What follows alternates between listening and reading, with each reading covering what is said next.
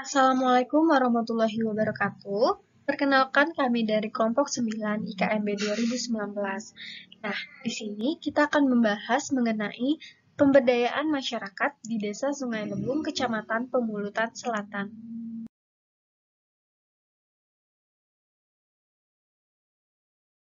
Adapun anggota dari kelompok 9, yang pertama Anisha Anggun Kinanti, Bella Huspita, Rahel Ilan Angelvin Gultom, Muhammad Ridho Akbar, dan Widya Antika.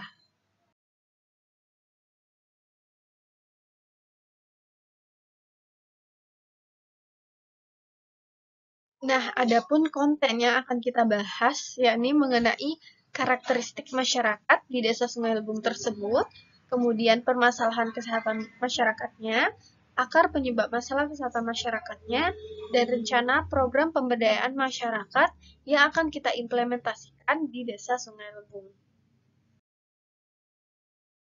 Karakteristik masyarakat di Desa Sungai Lebung Pemulutan Selatan, Ogan Ilir.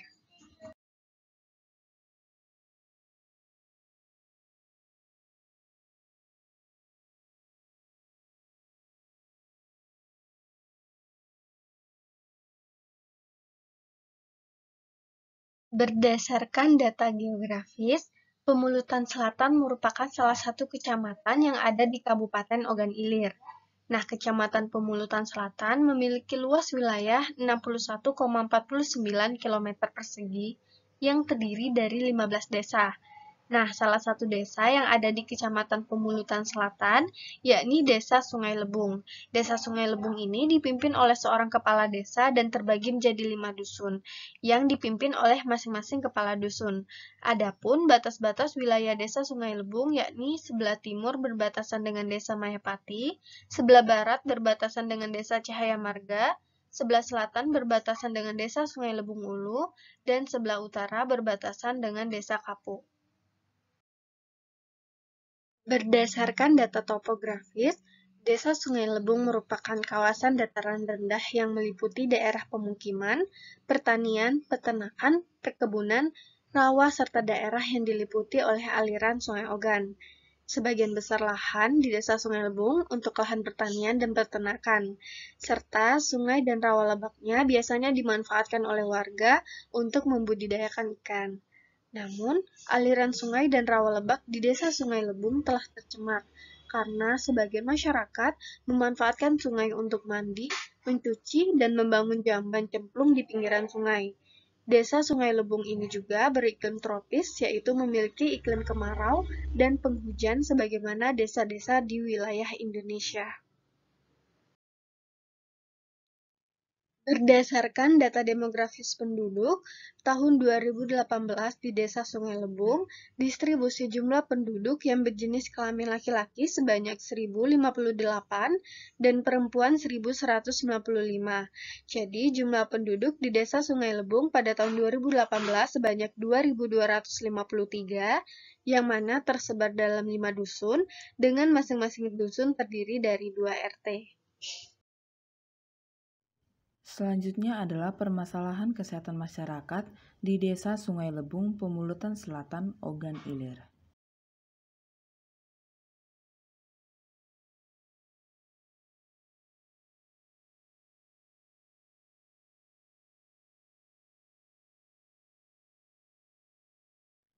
Berdasarkan hasil wawancara dengan salah satu bidan desa di Desa Sungai Lebung, didapatkan bahwa permasalahan penyakit yang diderita oleh banyaknya masyarakat adalah penyakit infeksi saluran pernapasan akut atau yang biasa disebut dengan ISPA. Penyakit ISPA ini diduga berasal dari akibat adanya bakteri dan virus yang muncul karena lingkungan rumah yang tidak sehat dan kotor, kurangnya memperhatikan sanitasi kebersihan, dan udara yang tidak bersih akibat dari adanya polusi atau pencemaran udara. Penyakit ISPA ini menyerang semua kalangan umur, seperti balita, anak-anak, dan orang dewasa. Di desa ini, penyakit ISPA banyak menyerang pada anak-anak yang berusia 2 hingga 10 tahun dan biasanya terjadi selama 3 hingga 14 hari. Selain itu, didapatkan pula bahwa tidak adanya masyarakat yang terpapar virus COVID-19 di desa Sungai Lebung, sebagaimana penyakit akibat virus ini merupakan penyakit menular yang disebabkan oleh virus SARS-CoV-2 yang dapat menginfeksi sistem pernapasan, dan penularan penyakit ini melalui terhirupnya droplet dari penderita ketika batuk, bersin, atau berbicara. Akan tetapi, di desa Sungai Lebung tetap memperhatikan untuk memutuskan rantai penularan penyakit dan menerapkan protokol kesehatan dengan cara melakukan penanggulangan COVID-19 dengan penyemprotan disinfektan di masjid, di sekolah, dan di puskesmas, dan melakukan sosialisasi ke masyarakat mengenai penyakit COVID-19 ini, serta menerapkan protokol kesehatan seperti menjaga jarak, memakai masker, dan mencuci tangan. Desa Sungai Lebung merupakan wilayah yang dialiri oleh salah satu sungai besar, yaitu Sungai Ogan, di mana sungai ini merupakan salah satu sumber air yang dimanfaatkan dalam kehidupan sehari-hari oleh masyarakat yang bertempat tinggal di pinggiran sungai tersebut. Akan tetapi, sungai tersebut telah tercemar akibat dari penggunaan beberapa masyarakat sekitar untuk kegiatan sehari-hari seperti sebagai tempat mandi dan mencuci. Bahkan di sungai tersebut masih terdapat masyarakat yang membangun jamban cemplung. Sumber akses air bersih pada masyarakat di wilayah Desa Sungai Lebung ini bermacam-macam, di mana sebagian besar masyarakat menggunakan air Sungai Ogan sebagai sumber akses air bersih, dan terdapat pula masyarakat yang memiliki sarana air bersih milik sendiri yang diperoleh dari sumber gali, sumur bor, air galon, dan PDAM. Akan tetapi, mayoritas masyarakat dengan ekonomi atas dan menengah saja yang memiliki sarana air bersih dari sumur, air galon, dan PDAM. Dan masyarakat dengan ekonomi bawah biasanya hanya mengakses air yang berasal dari air Sungai Ogan sebagai sumber air bersih. Di desa Sungai Lebung sudah terdapat masyarakat yang memiliki jamban milik sendiri atau yang biasa disebut dengan jamban keluarga yang sesuai dengan standar kesehatan dan dilengkapi safety tank. Selain itu, terdapat pula masyarakat yang tidak memiliki jamban milik sendiri sehingga mereka menggunakan jamban umum. Akan tetapi, masih terdapat pula masyarakat yang membangun jamban cemplung di pinggiran Sungai Ogan, di mana kebiasaan buang air besar di tempat terbuka dan sembarangan ini tentunya dapat membuat Sungai Ogan menjadi tercemar dan dapat berakibat pada masyarakat yang masih menggunakan air sungai sebagai sumber air bersih. Selain itu, masih terdapat masyarakat di desa Sungai Lebung ini yang membuang sampah ke aliran sungai dan mengelola sampah dengan cara dibakar. Padahal membuang sampah ke aliran sungai dapat membuat sungai semakin tercemar dan berbau. Selain itu, apabila sampah menumpuk di aliran sungai, maka dapat menyebabkan banjir karena terhambatnya aliran sungai, dan dengan adanya sampah di sungai dapat menyebabkan berkurangnya ketersediaan air bersih. Penyebab masyarakat masih membuang sampah ke sungai karena kurangnya ketersediaan tempat pembuangan sampah di wilayah pemukiman di desa Sungai Lebung. Selanjutnya adalah akar penyebab masalah kesehatan masyarakat di Desa Sungai Lebung, Pemulutan Selatan, Ogan Ilir.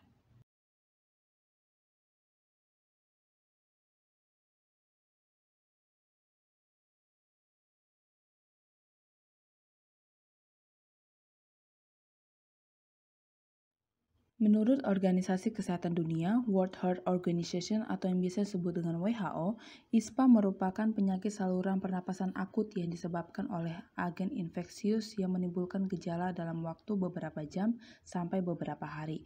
Kejadian ISPA dipengaruhi oleh agen penyakit seperti virus dan bakteri, faktor penjamu yaitu usia anak, jenis kelamin, status gizi, imunisasi, dan lain-lain, serta keadaan lingkungan yaitu polusi udara dan ventilasi. Usia anak merupakan faktor predisposisi utama yang menentukan tingkat keparahan serta luasnya infeksi saluran nafas. Selain itu, status gizi juga berperan dalam terjadinya suatu penyakit. Hal ini berhubungan dengan respon imunitas seorang anak. Penyakit ISPA sering dikaitkan dengan kejadian malnutrisi dan stunting pada anak. Keadaan lingkungan tempat tinggal juga mempengaruhi terjadinya penyakit ISPA. Polutan lingkungan dapat mengiritasi mukosa saluran nafas sehingga memudahkan terjadinya infeksi di saluran nafas.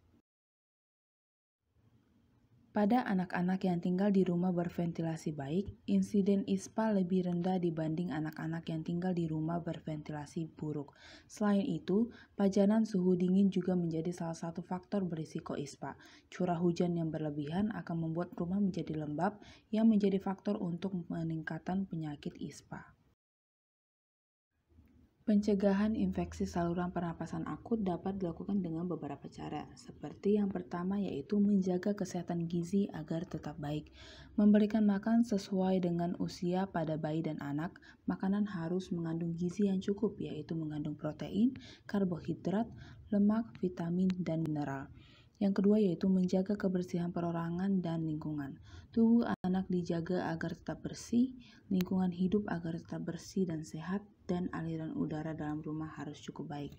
Yang ketiga yaitu imunisasi lengkap. Memberikan imunisasi sangat diperlukan baik pada anak-anak maupun orang dewasa. Imunisasi dilakukan untuk menjaga kekebalan tubuh kita supaya tidak mudah terserang berbagai macam penyakit yang disebabkan oleh virus atau bakteri. Yang keempat yaitu mencegah anak berhubungan langsung dengan anak penderita ISPA.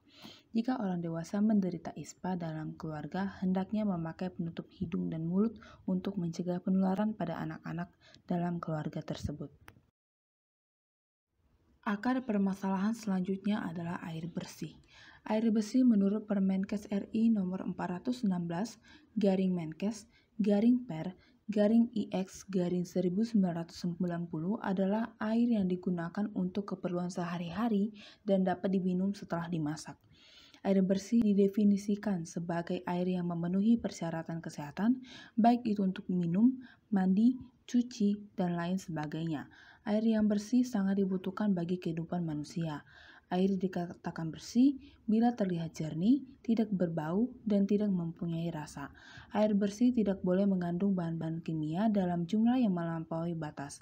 Lalu air bersih tidak boleh mengandung kuman-kuman patogen dan parasitik seperti kuman-kuman tipes, kolera, disentri, dan gastroenteritis, dan air minum tidak boleh mengandung zat yang menghasilkan bahan-bahan yang mengandung radioaktif seperti sinar alfa dan gamma. Sumber air bersih terbagi menjadi 3 yaitu air raksa, air permukaan, dan air tanah.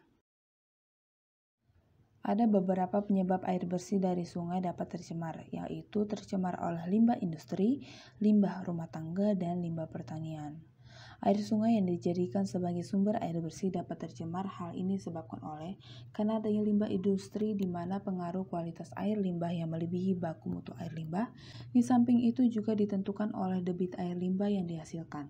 Limbah industri dalam sungai mengandung polutan yang mencakup unsur-unsur kimia, patogen atau bakteri, dan perubahan sifat fisika dan kimia dari air. Banyak unsur-unsur kimia merupakan racun yang mencemari air. Patogen atau bakteri mengakibatkan pencemaran air sehingga menimbulkan penyakit pada manusia dan binatang. Karena adanya limbah rumah tangga, di mana limbah rumah tangga mampu mempengaruhi kualitas air, sehingga akan terjadi pencemaran di dalam air, misalkan air bekas mandi dan air bekas cucian. Air yang sudah tercemar tidak dapat digunakan kembali untuk keperluan rumah tangga. Ada 2 jenis limbah dari limbah rumah tangga. Yang pertama yaitu limbah organik. Limbah organik adalah jenis limbah yang memiliki unsur karbon di dalamnya yang terdiri dari limbah makhluk hidup seperti kotoran hewan dan manusia, contohnya tinja. Yang kedua yaitu limbah anorganik. Limbah anorganik adalah jenis limbah yang tidak memiliki unsur karbon di dalamnya, seperti logam, contohnya aluminium dari kaleng bekas atau peralatan rumah tangga, kaca, dan pupuk organik. Karena adanya limbah pertanian, di mana lahan pertanian biasanya menggunakan pemupukan yang cukup berat, sehingga ketika sebagian dari pupuk ini tercuci oleh air hujan, maka air limbah pertanian tersebut masuk ke dalam badan air. Tentunya hal tersebut akan menyumbangkan limbah atau residu kimia ke sungai dan dapat berdampak pada kualitas airnya. Kualitas air dapat secara luas didefinisikan sebagai faktor-faktor fisik yang mempengaruhi penggunaan air kimia dan biologis untuk dimanfaatkan oleh manusia, baik secara langsung maupun tidak langsung. Akar permasalahan selanjutnya yaitu perilaku buang air besar sembarangan atau yang biasa disebut dengan perilaku BABS. Perilaku buang air besar sembarangan termasuk salah satu contoh perilaku yang tidak sehat. BABS atau open defecation adalah suatu tindakan membuang kotoran atau tinja di ladang, hutan, semak-semak, sungai, pantai, atau area terbuka lainnya dan dibiarkan menyebar mengkontaminasi lingkungan, tanah, udara, dan air. Tinja atau kotoran manusia merupakan media sebagai tempat berkembang dan berinduknya bibit penyakit menular, misalnya kuman atau bakteri, virus, dan cacing.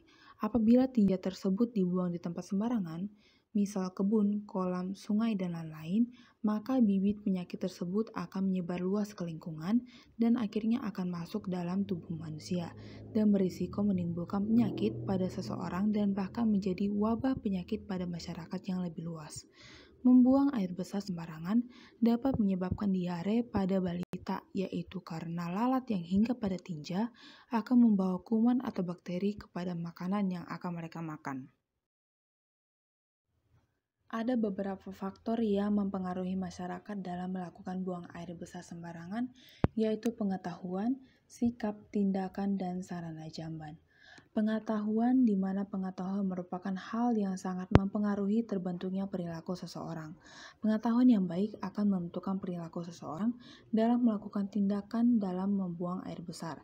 Jika seseorang memiliki pengetahuan yang kurang, maka seseorang akan lebih melakukan tindakan yang buruk seperti melakukan buang air besar sembarangan. Yang kedua yaitu sikap, di mana terbentuknya sikap melalui adanya proses belajar mengajar dengan cara mengamati orang lain. Sikap sangat menentukan untuk melakukan perilaku. Jika sikap yang menceritakan negatif, maka akan menentukan untuk melakukan buang air besar sembarangan dan sebaliknya. Selanjutnya adalah tindakan, di mana tindakan sangat berpengaruh untuk berperilaku dalam melakukan hal-hal yang ingin dilakukan seseorang. Jika tindakan yang dilakukan dengan baik, maka akan mendapat hal yang baik. Sama halnya jika seseorang melakukan buang air besar sembarangan, maka akan mendapat hasil tidak baik yang berakibat pada kesehatan lingkungan dan kesehatan perorangan. Selanjutnya yaitu sarana jamban, di mana sarana jamban yang tersedia sangat menentukan masyarakat dalam berperilaku melakukan buang air besar. Jika masyarakat melakukan dan mempergunakan sarana jamban yang tersedia dengan baik dan memeliharanya, maka akan memperkecil masyarakat untuk tidak melakukan buang air besar sembarangan. Akar permasalahan selanjutnya yaitu sampah. Menurut definisi World Health Organization atau yang biasa disebut dengan WHO, sampah adalah sesuatu yang tidak digunakan, tidak dipakai, tidak disenangi, atau sesuatu yang dibuang yang berasal dari kegiatan manusia dan tidak terjadi dengan sendirinya. Berdasarkan SK-SNI tahun 1990, sampah adalah limbah yang bersifat padat yang terdiri dari zat organik dan zat anorganik yang dianggap tidak berguna lagi dan harus dikelola agar tidak membahayakan dan melindungi investasi pembangunan. Adapun jenis-jenis sampah yaitu sampah organik, sampah non-organik, sampah B3, sampah rumah tangga, sampah industri, dan sebagainya. Masyarakat yang bertempat tinggal di bantaran sungai terkadang kurang peduli dengan dampak sampah pada lingkungan hidupnya. Tidak tersedianya tempat sampah di sekitar sungai atau di sekitar rumah menjadi penyebab masih banyaknya sampah yang dibuang di sungai.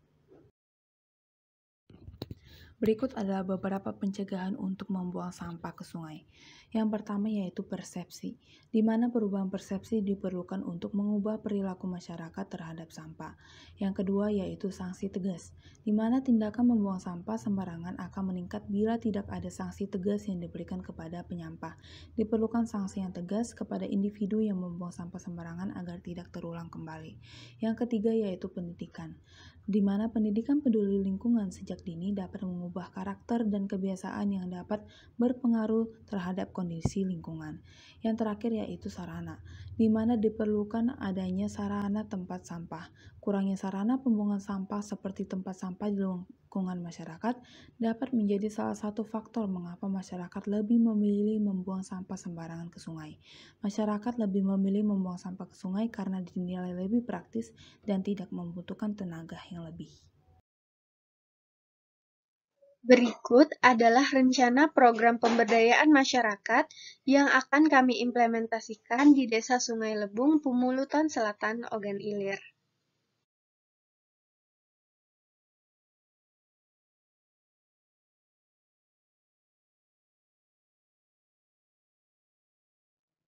Berikut adalah rencana kegiatan untuk mengatasi permasalahan kesehatan masyarakatnya.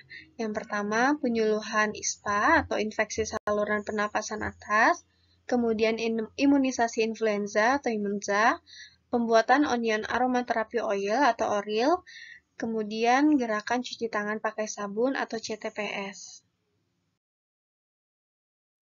Selanjutnya adalah rencana kegiatan untuk mengatasi permasalahan kesehatan lingkungannya. Yang pertama, penyuluhan personal hygiene dan sanitasi lingkungan, kemudian pembuatan aquaman atau aqua filtration management, kemudian tabung jamban atau tajam, kemudian yang terakhir yakni pelatihan 3R, reuse, reduce, recycle. Tempat dan sasaran kegiatan. Kegiatan pemberdayaan masyarakat akan dilaksanakan di Desa Sungai Lebung, Pemulutan Selatan, Ogan Ilir. Nah, Desa Sungai Lebung ini dibagi menjadi dua tempat, yakni daerah yang berdekatan dengan sungai dan daerah yang berdekatan dengan rawa lebak. Nah, pelaksanaan kegiatan mayoritas dilakukan di daerah yang berdekatan dengan sungai, karena masyarakat tersebut banyak melakukan aktivitas seperti mencuci, mandi, dan buang air besar atau BAB di sungai, sehingga sasarannya sangat tepat dengan program yang akan dilaksanakan.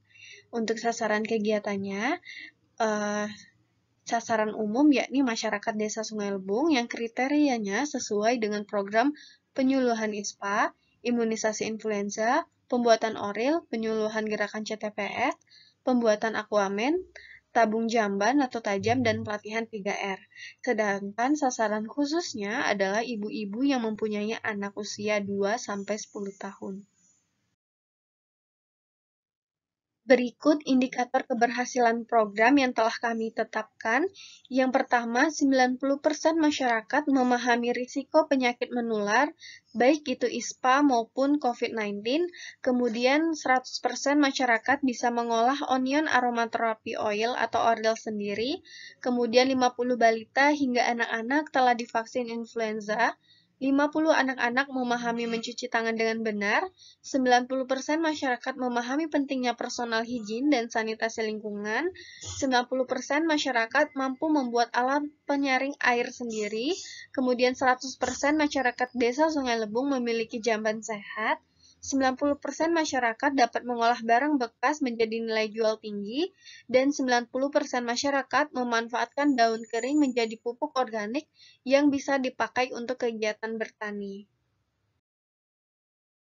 Selanjutnya, metode pelaksanaan.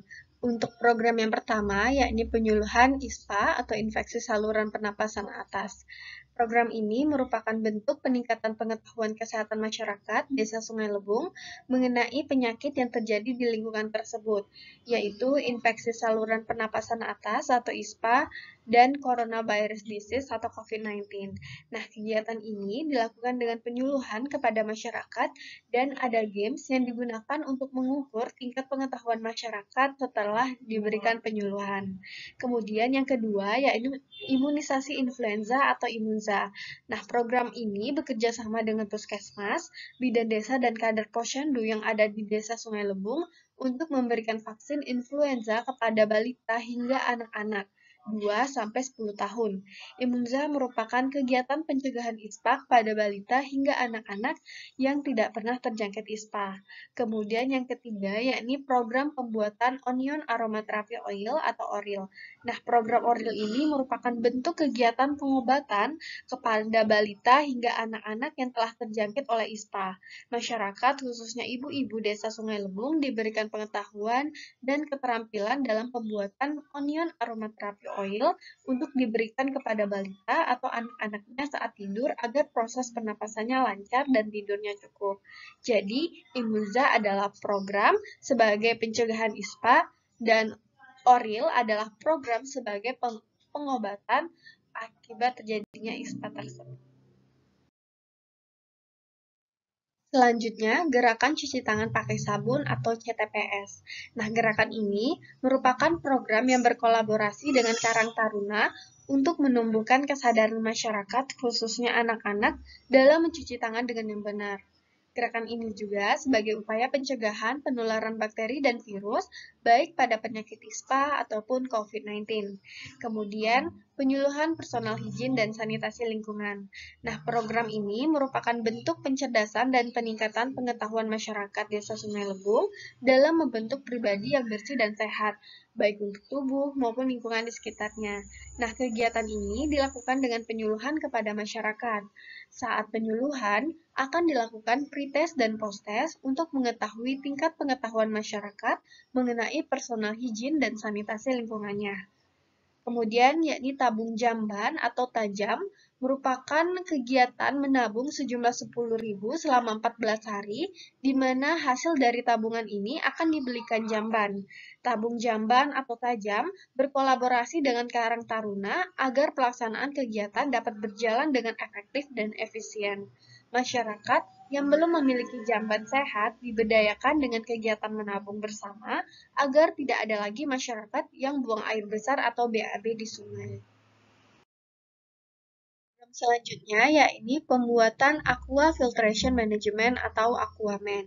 Nah, program Aquaman ini merupakan proses kegiatan mengatur air yang tidak layak pakai menjadi layak pakai. Misalnya, air banjir ataupun air sungai yang kita filtrasi sehingga menjadi jernih dan bebas dari bahan-bahan berbahaya. Pembuatan aquaman berasal dari bahan yang sering dipakai oleh masyarakat seperti drum, batu koral, ijuk, dan lain sebagainya, sehingga memudahkan masyarakat untuk membuat alat filtrasi ini.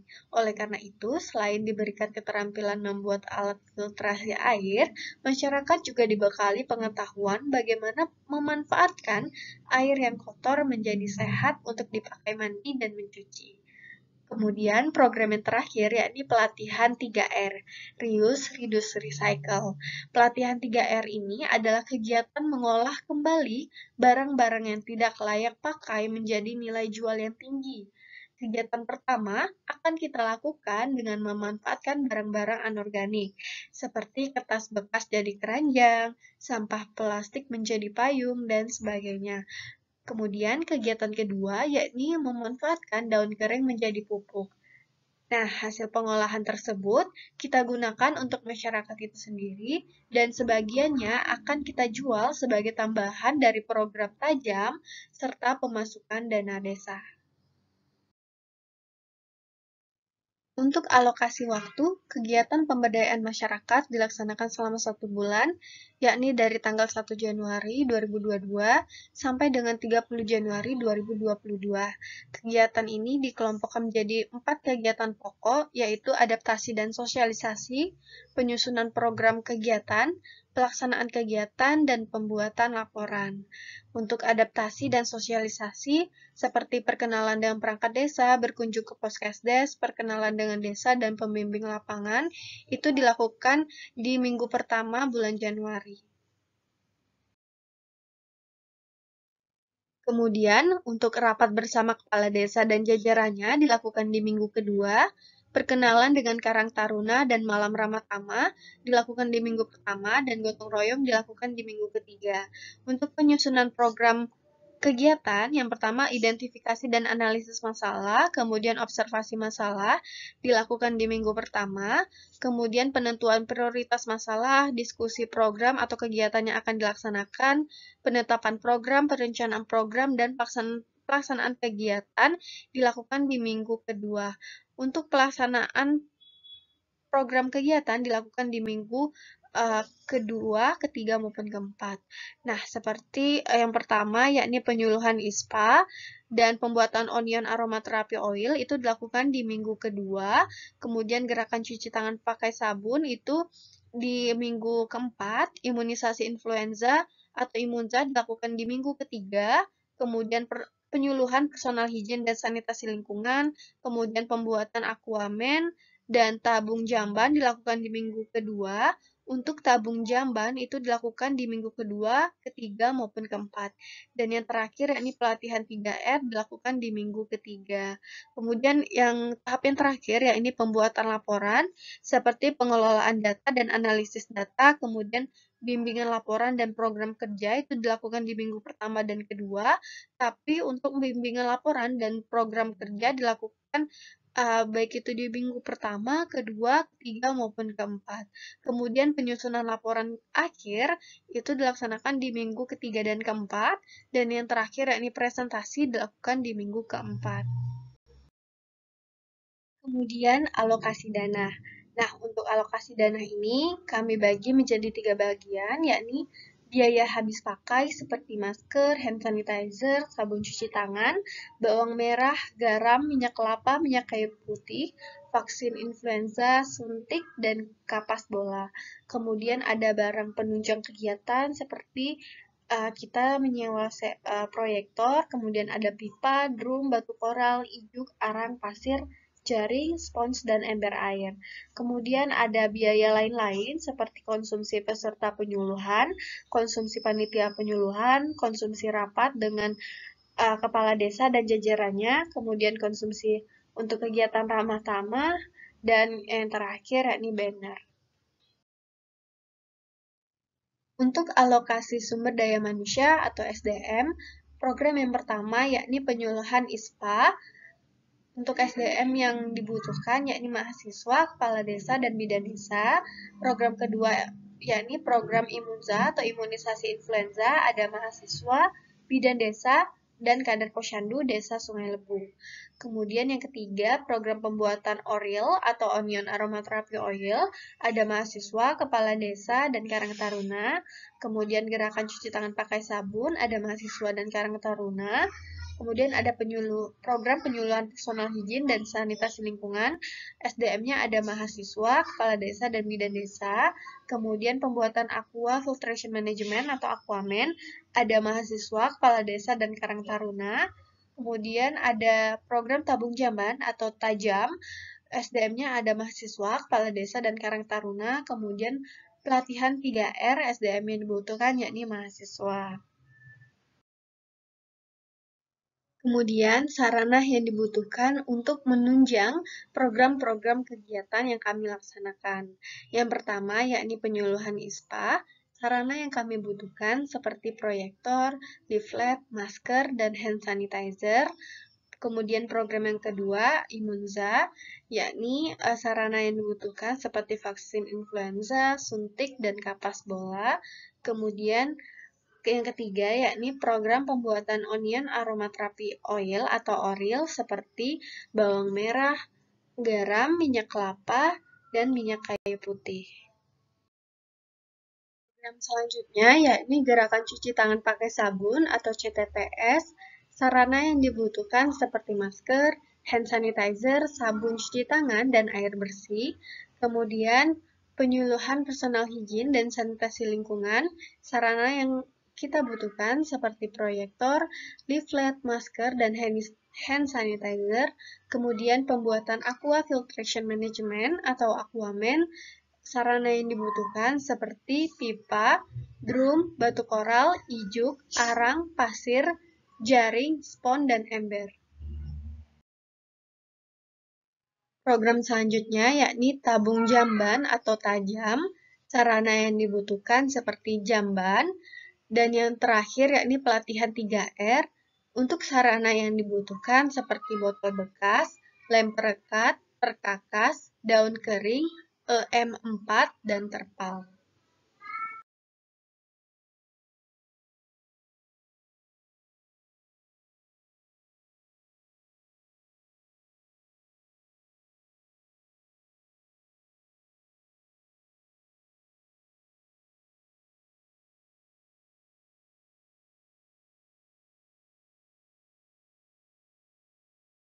Adapun kesimpulan pada pembahasan kita kali ini, Desa Sungai Lebung merupakan desa yang berada di wilayah Pemulitan Selatan yang meliputi daerah pemukiman, pertanian, peternakan, perkebunan, rawa lebak, serta daerah yang dilewati aliran Sungai Ogan.